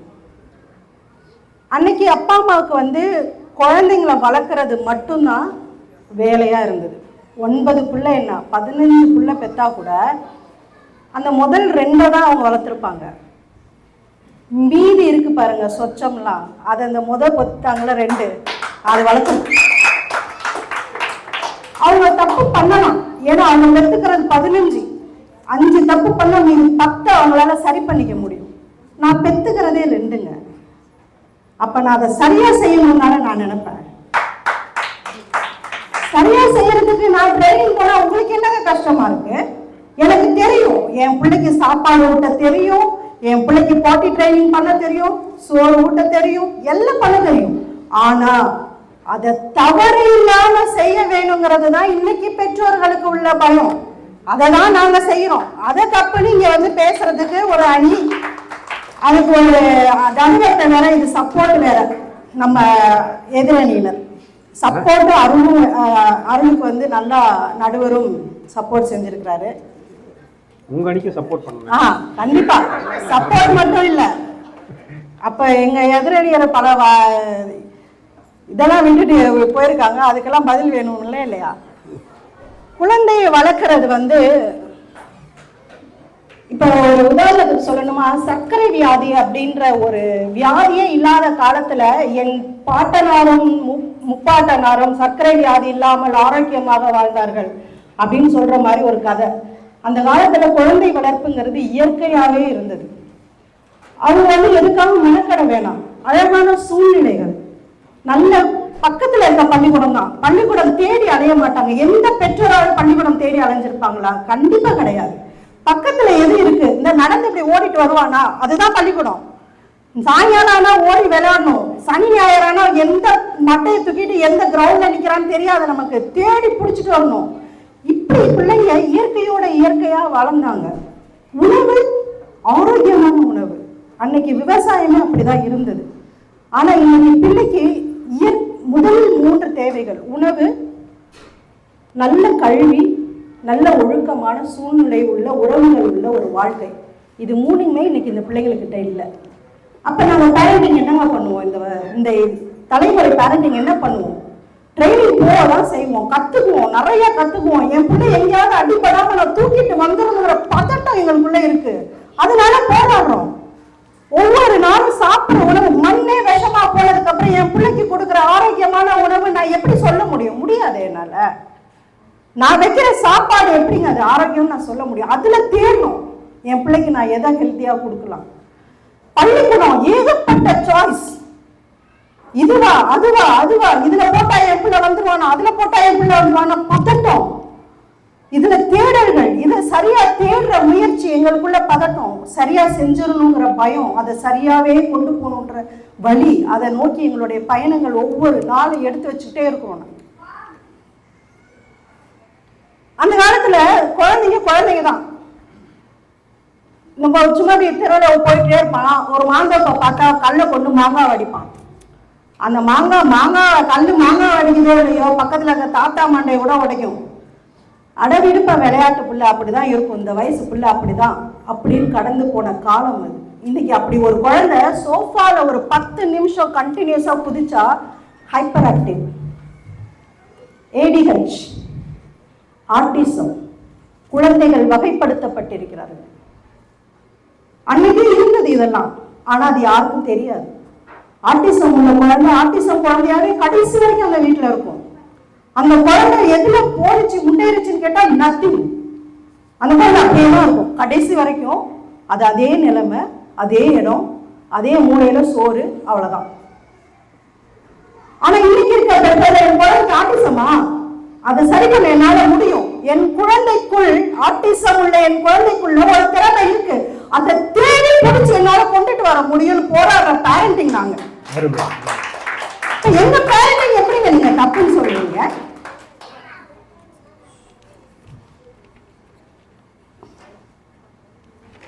அடுத்து, உங்களை எத்தனை பேருங்க இவ்வளவு பேர் இருக்கீங்க, உங்க அப்பா அம்மாவோட யாராவது கண்ணாமூச்சி விளையாடி இருக்கீங்களா? சின்ன விளையாட்டு கிடையாது. நீங்க உங்க பிள்ளைங்களோட விளையாடி இருக்கீங்களா? விளையாடி இருக்கோம். ஏன்னா அதுதான் நாங்க. எங்க பிள்ளைகளோட விளையாடுறோம், படிக்கிறோம், சாப்பிடுறோம். தவறுகள் செய்தாலும் ஈவன் நாங்க தப்பு செஞ்சா கூட என் குழந்தைகிட்ட சாரிமா அம்மா தப்பு பண்ணிட்டேன்னு மன்னிப்பு கேட்டு என் தவறையும் திருத்தி கொண்டு என் குழந்தை தவறையும் திருத்தி பயணிக்கிற சிறந்த பெற்றோர்கள் தான் இன்றைய பெற்றோர்கள். ரொம்ப நேரமா ராமமூர்த்தி சிகப்பாட்டையை பிடிச்சிட்டு இருக்கிறதுனால அவருக்கு கை வலிக்குன்றத கருத்துல வச்சுக்கிட்டு இறுதியா ஒண்ணு சொல்றேன். அன்றைய பெற்றோர்களுடைய வாழ்க்கை பேரண்டிங் முறைங்கிறது நேஷனல் ஹைவே மாதிரி. எந்த வண்டியும் ஓடாத நேஷனல் ஹைவே, கவனமா கேட்டுக்கோங்க, எந்த வண்டியும் ஓடாத நேஷனல் ஹைவே அவங்க வண்டி மட்டும்தான் ஓடும். அதுல எந்த தங்குதடையும் இருக்காது. அவங்க பாட்டுக்கு போய் ரீச் பண்ணிடுவாங்க, அவங்களுடைய பாயிண்ட்டை அச்சீவ் பண்ணிடுவாங்க. இந்த பேரண்டிங் காட்டுக்குள்ள விட்டு பயணிக்கிற ஒரு பேரண்டிங். சவால்கள் அதிகம், எதிர்பாராத இன்னல்கள் அதிகம். அதனால இன்னைக்கு பேரண்டிங் தான் இருக்கிறதுலேயே சிறந்த பெற்றோர்கள். சவால்களை மேற்கொண்டு வளர்க்கிற நாங்க தான் சிறந்த பெற்றோர்கள் என்று மீண்டும் ஒரு முறை ஆணித்தரமாக கூறி மேடை கொடுத்த நடுவருக்கும் மற்றும் நம் மன்ற உறுப்பினர்களுக்கும் நன்றி பாராட்டி விடைபெறுகிறேன். நன்றி, வணக்கம்.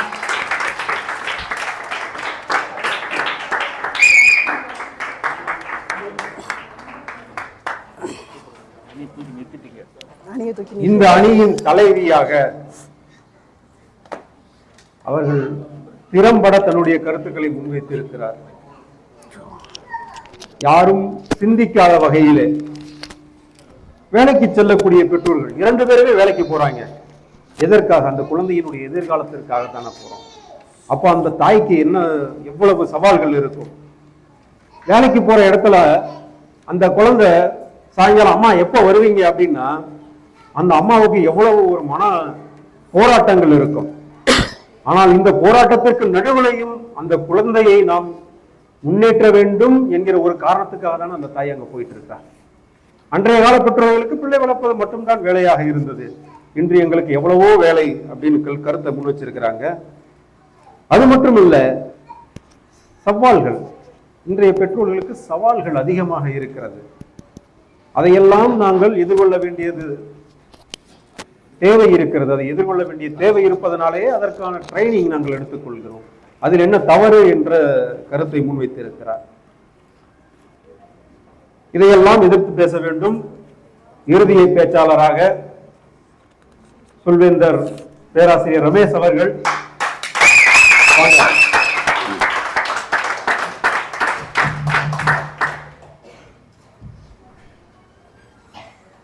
தமிழே உயிரே வணக்கம். தாய்ப்பிள்ளை உறவம்மா உனக்கும் எனக்கும். அமுதே உன்னை நினைத்தால் அன்பன் என் நெஞ்சம் இனிக்கும். இப்பொழுது என் பட்டிமன்றம் தொடக்கம்.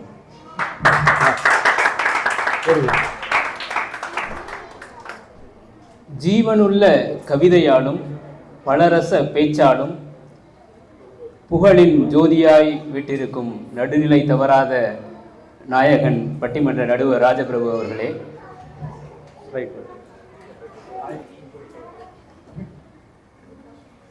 உள்ளதை உள்ளபடி உண்மையின் பக்கம் நின்று பேசுவதற்காக வந்திருக்கின்ற என் அணியினரே, உதட்டில் பொய்யும் உள்ளத்தில் மெய்யும் சுமந்து இங்கு ஏதோ பேசி சென்றிருக்கின்ற எதிரணியினரே,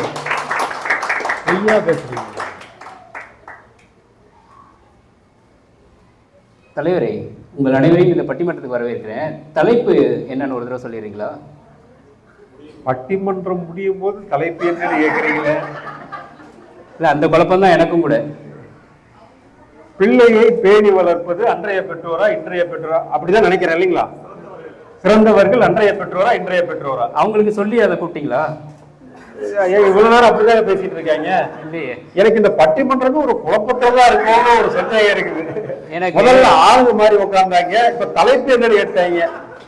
தீர்ப்பு எப்படி சொல்றதுன்னு தான் எனக்கு ஒரே சந்தேகமா இருக்கு. எனக்கு என்ன சந்தேகம்னா, நீங்க போன்ல சொல்லியிருப்பீங்க தலைப்பை, பேணி வளர்ப்பதில் சிறந்தவர்கள் இன்றைய பெற்றோர்களா அன்றைய பெற்றோர்களா. அவங்க என்ன நினைச்சிட்டாங்கன்னா, போனில் வளர்ப்பவர்கள் சிறந்தவர்கள் இன்றைய பெற்றோர்களா அன்றைய பெற்றோர்களான்னு பட்டிமன்றத்துக்கு ஓகே கொடுத்துட்டாங்க.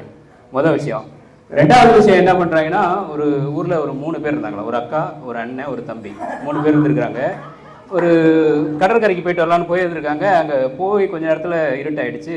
அக்காவோட தோடு அந்த மணலில் விழுந்துருச்சு. எல்லாரும் தோடை தேடிட்டு இருந்திருக்காங்க. அப்போ ராஜபிரபு மாதிரி ஒரு விவரம் தெரிஞ்சவர் அந்த பக்கம் வந்து, என்னப்பா பண்ணுறீங்க அப்படின்னு கேட்டிருக்காரு.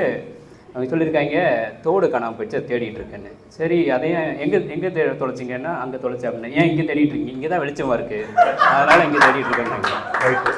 அந்த மாதிரி தலைப்பு என்னவோ, பிள்ளைகளை வளர்ப்பதில் சிறந்தவர்கள் அன்றைய பெற்றோர்களா இன்றைய பெற்றோர்களா. அவங்க என்ன பேசிட்டு போறாங்கன்னா, இன்றைய பெற்றோர்கள் பிள்ளைகளை வளர்ப்பதற்கு சவாலானதா இல்லை இலகுவானதா அப்படின்னு சம்பந்தம் இல்லாமல் ஏதோ பேசிட்டு போயிருக்காங்க. இனி வரும் பட்டிமன்றங்களில் பேசும்பொழுது கொஞ்சம் தலைப்பை தெளிவாக சொல்லி கூப்பிடலான்னு நினைக்கிறேன். முதல்ல தம்பி வந்தார். அவர் எதிர்கால பெற்றோர் கூட கிடையாது, அவர் இன்னும் 2K கிட்டாவே இருக்கிறாரு. வீடியோ கேமு, தேட்டரில் படத்தில் வர அப்பா, அப்புறம் தரையில் எதையுமே தரையில் தேட மாட்டார் போல இருக்கு, எல்லாமே திரையில் மட்டுமே தேடிட்டு இருக்காரு. ஃபோன் திரையிலையும் தேட்டர் திரையிலையும் தேடிட்டு இருக்காரு. அடுத்தது வந்தார் பாருங்க எங்கள் அண்ணன் நாகேந்திரன், சரிங்களா? அவர் பேசுனது எல்லாமே என்ன சொன்னார், அதாவது தனசேகரோட குழந்தையும் ஃபோன் பார்ப்பாங்களாம், தனசேகரோட மனைவியும் ஃபோன் பார்ப்பாங்களாம் அப்படின்னு எங்கள் பக்கம் பேசிட்டு போயிருக்காரு. எனக்கு ஒரு சந்தேகம் இருக்கு நடுவர், இனிமேல் நான் பேசணுமா இல்லை தீர்ப்பு ரெடியா? ஏன்னா ஒரு பட்டிமன்றத்தில் 3 பேர் இந்த பக்கம் 3 பேர் அந்த பக்கம் பேசலாம், 7 பேர் இந்த பக்கம் பேசலாம், அப்புறம் எதுக்கு பட்டிமன்றம்? எனக்கு என்னவோ சந்தேகம், யார் எந்த பக்கம் பேசுறீங்கிறது தான்.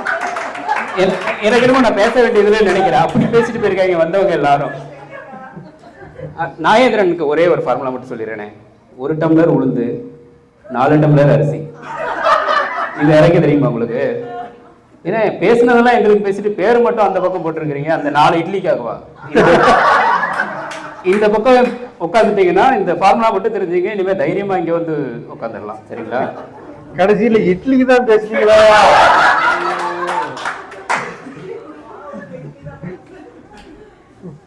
அடுத்ததா வந்தாரு பாருங்க, எங்க அக்கா வந்தாங்க.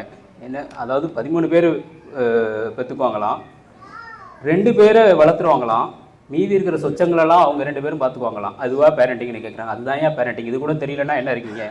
அதாவது நீயே தான் எல்லாத்தையும் பார்த்துக்கணும்னு இல்லை, நீ பெற்ற பிள்ளைகளை நீ வளர்க்கிறாய், அது மற்றவர்களை பார்த்துக் கொள்கிறது. அதுதான் பெற்றோர் தனமை ஒழிய நீங்களே எல்லாத்தையும் பார்த்துக்கொள்கிறது பெற்றோர் தனமை இல்லை.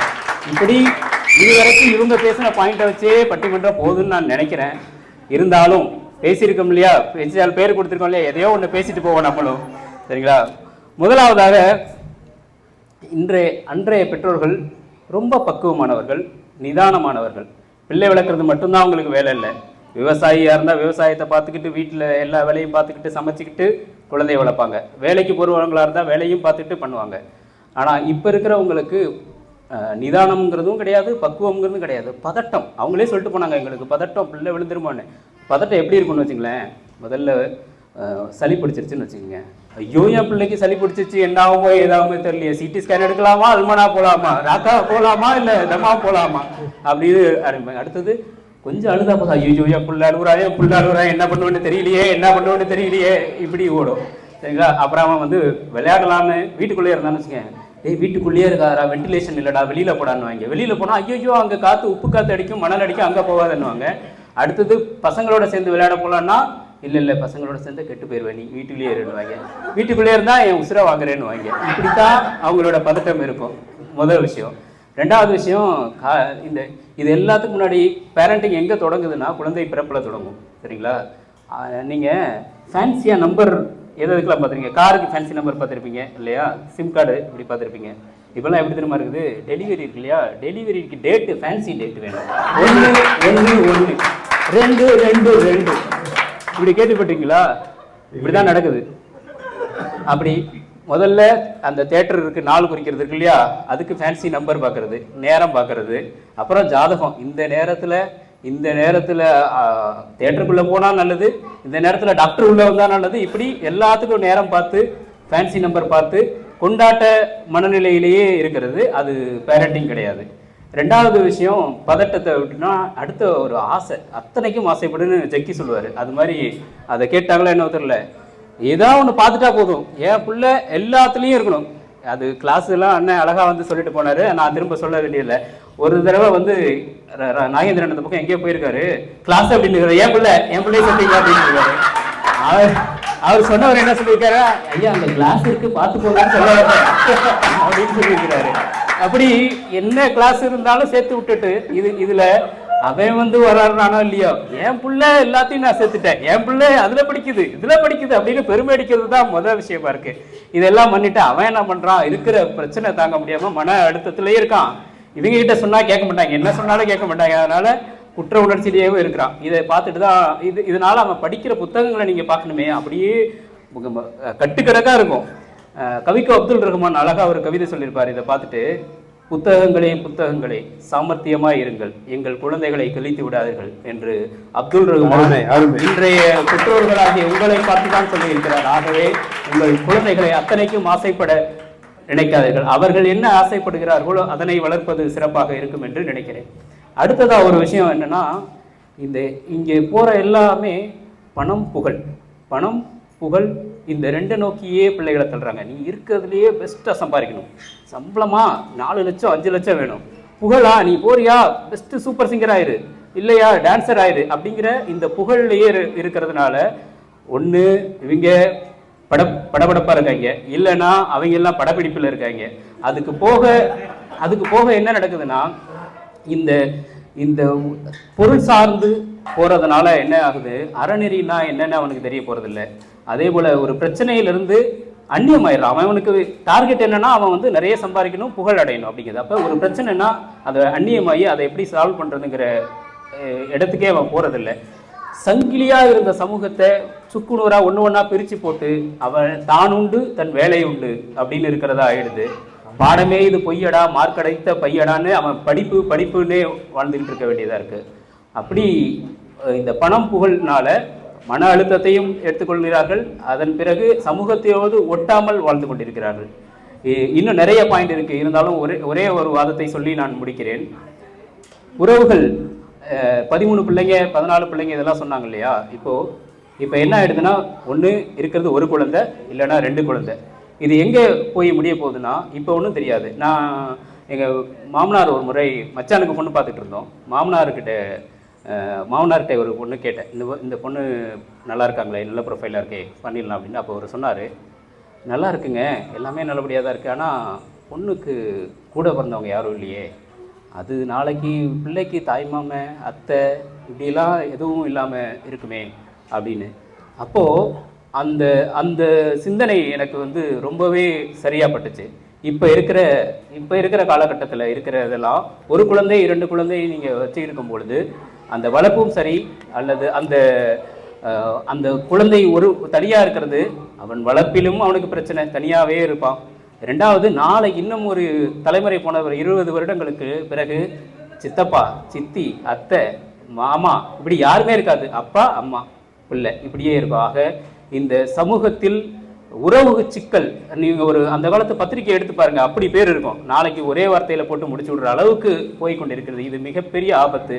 ஆகவே குழந்தை வளர்ப்பிலும் சரி, சமூகத்தின் நடுவர் தொடங்கும் போது ஒன்று சொன்னார், வெற்றி பெற்றோர்த்தனத்தின் வெற்றி எதுன்னா ஒருத்தனை ஆளாக்கி சமூகத்தில் நிறுத்துறது, அதுதான் சொன்னார். ஆனால் ஆளாக்கி வெளியில தான் அனுப்புகிறோம், பணம் புகழ் சேர்க்க தான் இன்றைய பெற்றோர்கள் நினைக்கிறார்கள் ஒழிய சமூகத்திற்காக நிறுத்துவதற்கு நினைக்கவில்லை. ஆகவே இப்படியெல்லாம் சமூகத்திற்கு நிதானமாகவும் பக்குவமாகவும் சமூகத்திற்காகவும் தன் பிள்ளைகளை வளர்த்த அன்றைய பெற்றோர்களே மிகச்சிறந்த பெற்றோர்கள் என்று கூறி, அதையே நமது விவரம் தெரிந்த நடுவரும் கூறி, மேலும் ஒரு பிள்ளையோடு நீக்குவார்கள் என்ற தீர்ப்பையும் கூறுவார் என்று எண்ணி வாய்ப்புக்கு நன்றி கூறி அமர்கிறேன். நன்றி, வணக்கம்.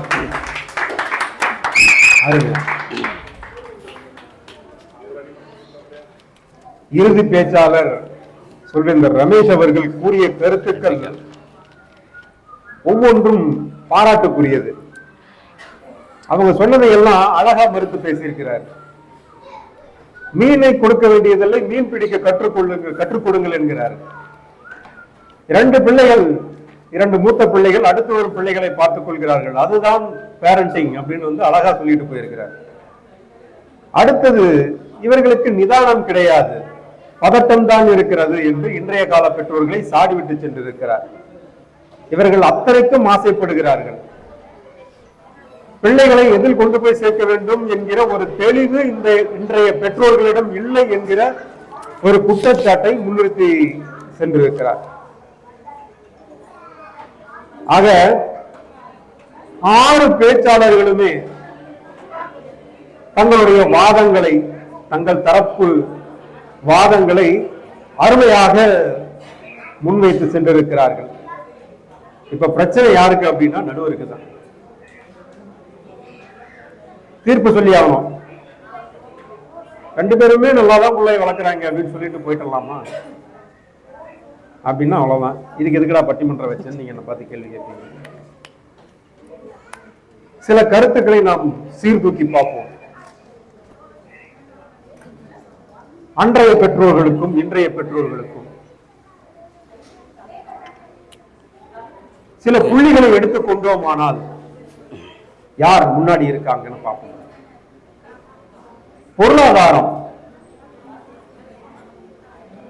அன்றைய பெற்றோர்களை காட்டிலும் இன்றைய பெற்றோர்களுக்கு பொருளாதாரத்தில் மேம்பட்டு இருக்கிறோம். யதார்த்தத்தை சொல்ல போனால் அவர்களை விட, அன்றைய பெற்றோர்களை விட இன்றைய பெற்றோர்கள் பிள்ளைகளுக்காக பொருளாதார ரீதியிலே நன்றாக செலவு செய்ய முடிகிறது. அவர்களை ஒரு நல்ல கல்வியாகட்டும், நல்ல மருத்துவமாகட்டும், அதை இன்றைய பெற்றோர்களால் கொடுக்க முடிகிறது. ஆனால் அதே சமயத்தில் சொல்வேந்தர் ரமேஷ் அவர்கள் சொல்லிவிட்டு சென்றதை போல வேல்யூஸ், அறநெறியை இன்றைய பிள்ளைகளுக்கு கொடுக்கிறோமா அப்படிங்கிற ஒரு கேள்வி. அன்றைய பெற்றோர்கள் பிள்ளைகளுக்கு அறநெறியை வாழ்வியலில் போதித்தார்கள். ஒன்னா உட்கார்ந்து சாப்பிட்டோம், அப்பா வருவார், அம்மா சமைச்சு கொண்டு வருவாங்க, எல்லாம் ஒன்னா உட்காருவோம். இரவு உணவு ஒன்றாகத்தான் இருந்தது. இன்னைக்கெல்லாம் ஒன்னா சாப்பிட்றதே பெரிய விஷயமா போயிருது. அப்பாயின்மெண்ட் பிக்ஸ் பண்ண வேண்டியதா இருக்குது. இது வந்து மேல்நாட்டு கலாச்சாரம். ஒரு வயதுக்கு மேல் வந்துவிட்டால் பெற்றோர்களிடமே குழந்தை, அப்பா இன்றைக்கு இரவு உணவு ஒன்றாக சாப்பிடலாமா, நீங்கள் இருக்கிறீர்களா என்பது மேல்நாட்டு கலாச்சாரம். இது இப்படியே மருவி மருவி நமக்குள்ளும் வந்துவிட்டதோ என்கிற ஒரு ஐயம். பொருளாதாரம் ஒரு பக்கம் இருந்தாலும் அறநெறி அந்த காலத்தில் இருந்த அளவுக்கு இந்த காலத்தில் வந்து கொண்டு இருக்கிறதா அப்படிங்கிற ஒரு கேள்வி இந்த அணியிடமிருந்து வந்து இருக்கிறது. அதுபோல அந்த காலத்துல பெத்தவங்க எத்தனை பேர் படிச்சிருப்பாங்க, கல்வி அறிவு எந்த அளவுக்கு இருந்திருக்கு அப்படின்னு நாம பார்க்கணும். பாரதிதாசன் சொல்லியிருக்கார், கல்வி அறிவு இல்லாத பெண்கள் கலர் நிலம் போன்றவர்கள், அக்கலர் நிலத்தில் புட்கள் விளையலாமே தவிர நல்ல புதல்வர்கள் விளைய முடியாதுன்னு சொல்லியிருக்காங்க.